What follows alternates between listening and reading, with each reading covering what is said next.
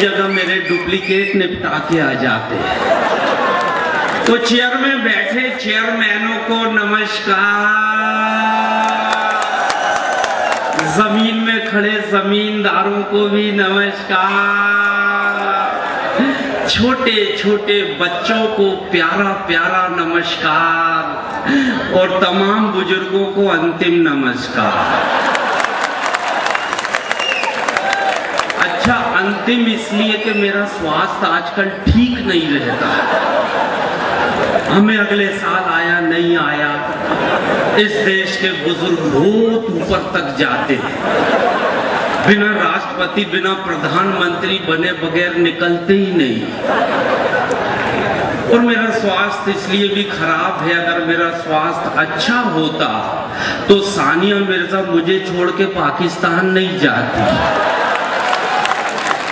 सानिया जी, सानिया जी, सानिया जी, सानिया जी, गजब ढा रही हो, के बैट से टकरा रही हो, टेनिस का रैकेट क्रिकेट के बैट से टकरा रही हो। क्या इलाहाबाद के जवानों को लकवा लग गया है जो हम लोगों को छोड़कर पाकिस्तान जा रही हो? सानिया जी, आप ये मानती हो क्रिकेट खिलाड़ी में दम है? अगर आप ये मानती हो क्रिकेट खिलाड़ी में दम है तो अपना यूसुफ पठान कौन सा कम है? और अगर आपकी नजरों में शादीशुदा आदमी एकदम खरा है, शोएब से की जिसमें 100 ऐब है, शादीशुदा भी है, अगर आप ये मानती हो शादीशुदा आदमी एकदम खरा है तो फिर एहसान कुरैशी कौन सा बुरा है? और 4 लाइन इस देश की तरफ से, आप सबकी तरफ से, कि सानिया जी जा तो रही हो पाकिस्तान, पूरे मान सम्मान के साथ जाना। जा तो रही हो पाकिस्तान, पूरे मान सम्मान के साथ जाना, मगर रीना राय की तरह अपमानित होके वापस मत आना। रीना राय की तरह अपमानित होकर वापस मत आना। कविता समाप्त हो गई है, आप तालियां बजा सकते हैं। कहाँ शुरू होगी कहाँ एंड होगी बताता जाऊंगा। तो कई बार मेरी समझ में नहीं आती कब शुरू हो जाती कब एंड हो जाती। पहली बार आप सबके बीच में हाजिर हुआ हूँ पिछले 5 साल से। अभय अवस्थी जी ने कोशिश की, मेरी भी तमन्ना थी ये हरिवंश राय बच्चन जी का जन्म जिस चौरास्ते पे हुआ, ये वो चौरास्ता है जहाँ से अमिताभ बच्चन जी निकले, है ना? तो ये वही चौरास्ता है और इस जगह को मैं सलाम करता हूँ। चाचा नेहरू जी की सरजमीन है, ये वही जमीन है जहाँ महादेवी वर्मा जी ने जन्म लिया। निराला जी की सरजमीन को मैं सलाम करता हूँ। और ये सारे संस्कारित लोग हैं, तहजीब पसंद लोग हैं, आप अदब नवाज लोग हैं, सबको मोहब्बत से नवाजते हैं। पहली बार हाजिर हुआ हूँ, मुझे भी मोहब्बत से नवाजिएगा। मैं 2 लाइन से बात शुरू करता हूँ हंसने हंसाने की। ये वो मुल्क है दोस्तों जहाँ मौत से हंसी निकलती है, आदमी मरते मरते हंसाता है। ये दुनिया में मैंने इतने मुल्क घूमा, the great Indian laughter show में आने के बाद 17-18 मुल्क, मगर जो खूबी इस मुल्क में है, जो इस सरजमीन में है, वो दुनिया की किसी जमीन में नहीं है। 4 लाइन इस पवित्र जमीन के लिए कि यहाँ चेहरे नहीं इंसान पढ़े जाते हैं, चेहरे नहीं इंसान पढ़े जाते हैं, मजहब नहीं ईमान पढ़े जाते हैं। और भारत एक ऐसा देश है दोस्तों जहां मिलजुल कर गीता और कुरान पढ़े जाते हैं, जहां मिलजुल कर गीता और कुरान पढ़े जाते। ऐसी सरजमीन को सलाम करता हूं और 2 लाइन से सफर शुरुआत यहां से करता हूं कि मरते मरते आदमी कैसे हंसाता है। फांसी पे चढ़ते हुए कैदी से जज साहब ने कहा, फांसी पे चढ़ते हुए कैदी से जज साहब ने कहा, अपनी अंतिम इच्छा बताइए। कैदी बोला, मेरे बदले आप ही लटक जाइए। देखो, मैंने अदालत की बात की, वकील साहब सामने आ गए। वकील साहब, आपको मैं नमस्कार करता हूँ, बहुत अच्छा ऑफिस है, आपके ऑफिस में मैंने चाय पिया, धन्य है आप। आपका वो केस मुझे याद है, जब ये पैरवी कर रहे थे मुजरिम से, जज साहब ने पूछ लिया सजा सुनाने से पहले, अपनी सफाई में कुछ कहना है? उसने 3 लाइन कहा। बोले, साहब जो कुछ हुआ वो मैंने कह दिया, जो नहीं हुआ वो वकील साहब ने कह दिए, और जो कुछ होने वाला है माई बाप आप कह दो। केस वहीं निपट गया। आ गए आप? बताओ, हम आगरे में ढूंढ रहे थे, सब यही घूम रहे। कितने प्यार होने से पांव भारी होने का खतरा। अच्छा सा पड़ोस देख के बैठ जाए। अच्छा, बच्चा भी खड़ा हुआ है। बेटा, एग्जाम हो गए? चलो बैठ जाओ, 12 बजे तक का समय है, सुन लो, बाद में देना। किस्तों में सुनते, किस्तों में। भाई, मैं रहता हूँ लोखंड वाला में, और लोखंड वाला बहुत व्यस्त इलाका है मुंबई का। जो लोग बॉम्बे जाते हैं उन्हें मालूम है। मैं ट्रैफिक जाम में फंस गया। आपको मालूम बॉम्बे का ट्रैफिक कैसा रहता। 3 घंटे खड़ा रहा। एक वॉचमैन आया कब्रिस्तान का, बोले, भाईजान आप कहाँ यहाँ खड़े हो? ये कब्रिस्तान के अंदर से 5 मिनट में आपका घर, गाड़ी की चाबी दो, मैं गाड़ी ले आऊंगा। मैंने कहा, ये अच्छा रास्ता बताया। मैंने चाबी उसको दिया, मैं शॉर्टकट जाने लगा। 12 बजे रात में कब्र के ऊपर आदमी बैठा, मैं तो उसको देख के डर गया।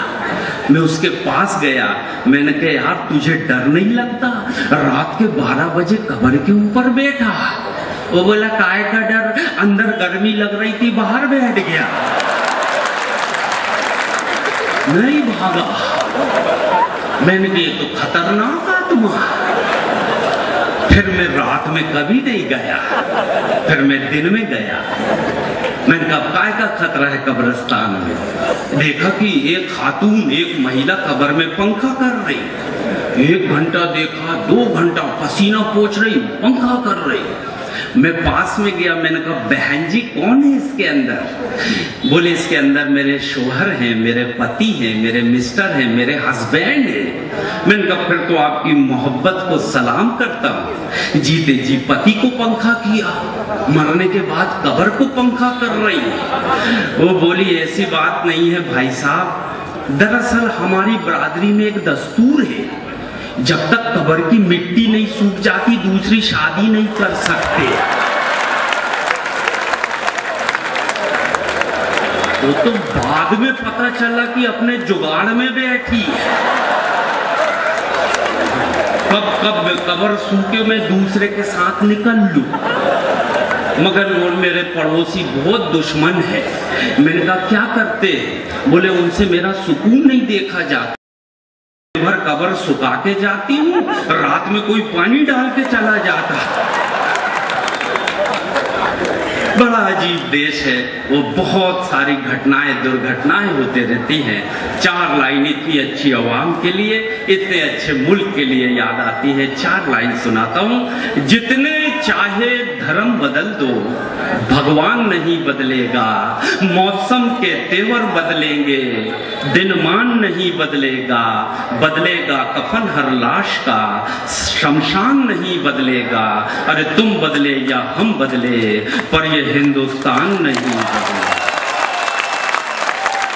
तुम बदले या हम बदले, पर ये हिंदुस्तान नहीं बदलेगा। आपकी देशभक्ति को मैं सलाम करता हूं भाई साहब, ये देश का जज्बा है। पिछले दिनों मुझे 2 मुल्क के लोग मेरा शो बुक करने आए। सर, एक जापान का, एक चाइना का। हम तीनों बैठ के कॉफी हाउस में कॉफी पी रहे। मैंने कहा भाई साहब मैं हिंदी बोलता हूँ, मेरी भाषा आपके जापानीज आपके चाइनीज कहाँ समझेंगे?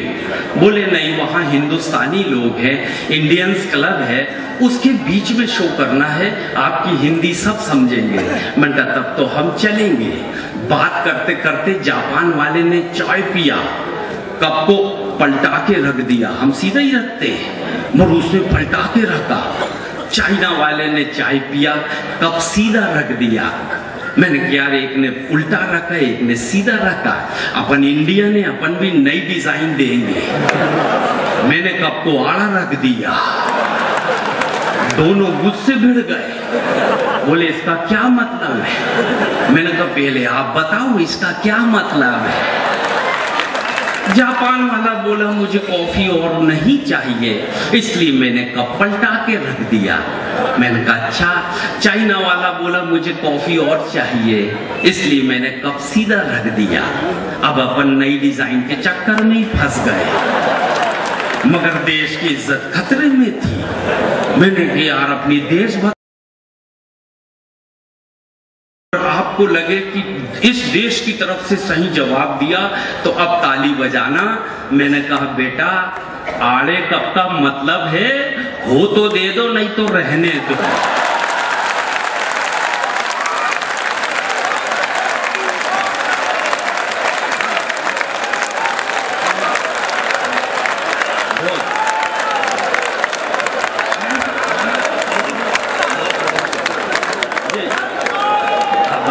बिल्कुल सही दादा, दादा बहुत सारी,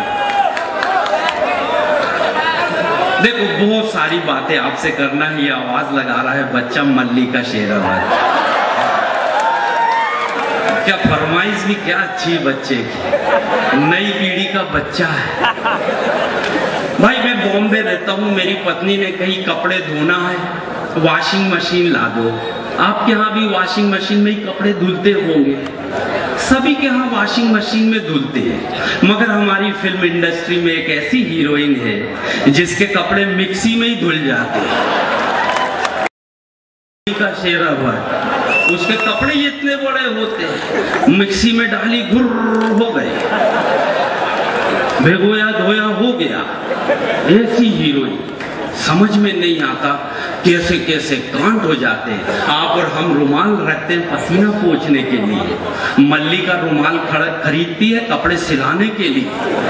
दर्जी के पास गई, रुमाल दी, बोले भाई साहब मेरा सूट सिल दो। दर्जी भी बदमाश था, बोला बहन जी बाकी का कपड़ा बचेगा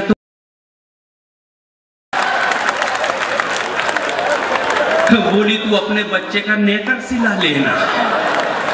ऐसी खतरनाक महिला, एयरपोर्ट में हम दोनों आगे पीछे फंस गए। सिक्योरिटी गार्ड ने उसको पकड़ लिया, बोले आपका पर्स नहीं जा सकता मैडम। बोले क्यों? बोले इसके अंदर माचिस है। तो बोली इसके अंदर बारूद नहीं है, तीली नहीं है। सिपाही ने खोल के देखा, माचिस के अंदर उसकी ड्रेस निकली। हाँ एक नहीं दो दो ड्रेस। अब बताओ क्या पहनती होगी और क्या ओढ़ती होगी।